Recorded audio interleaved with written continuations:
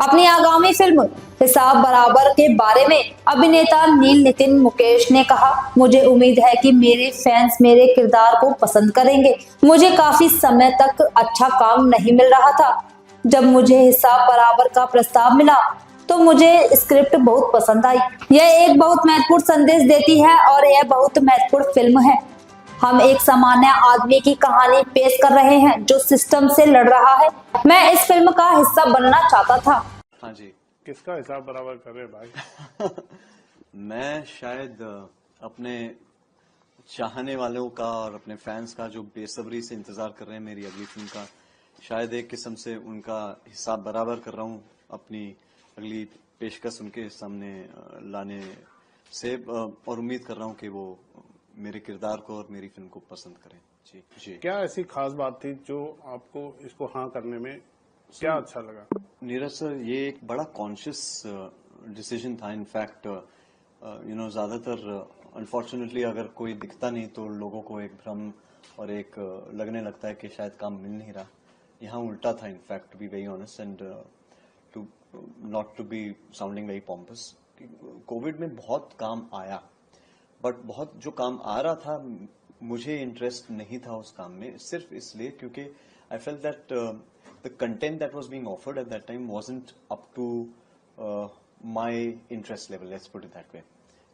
There were some liberties that were being given because it's in a digital platform and OTT platform, तो उसका misuse हो रहा था और मैं वो स्क्रिप्ट लेवल पर ही देख रहा था, तो मैं नहीं करना चाह रहा था कुछ और सिचुएशन ऐसी थी कि काम बंद है, तो एक काफी प्रिडिकमेंट ऐसा था जो कि काम करना भी है और ये जो काम आ रहा है वो नहीं करना, तो सिचुएशन काफी स्ट्रेसफुल थी।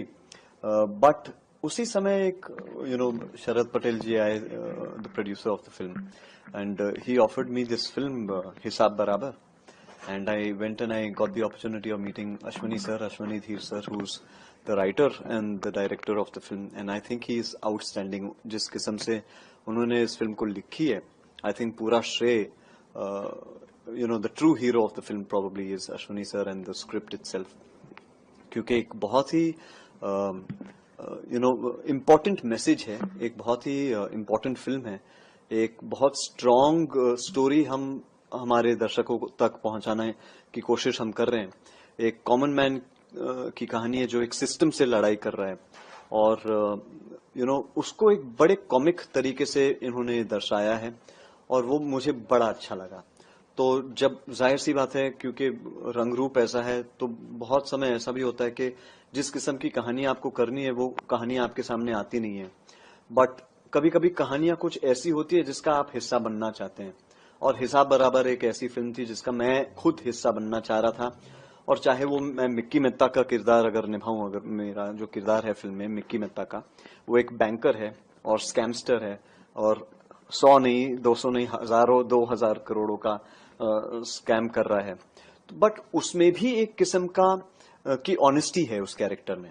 तो हालांकि मैंने अपने पास्ट में बहुत सारी ऐसी फिल्में की हैं जिसमें मैं एंटागनिस्ट रह चुका हूं, बट ये एंटागनिस्ट में एक लेवल की सच्चाई थी जो मुझे बड़ा लगा कि बड़े अजीबो तरीके से इन्होंने ये फिल्म लिखी है कि है हिस्ट्रियोनिक्स एक विलन की, बट जो कह रहा है वो शायद वो एक्चुअली अपने बातों में बिलीव करके वो अपने कैरेक्टर से बात कर रहा है।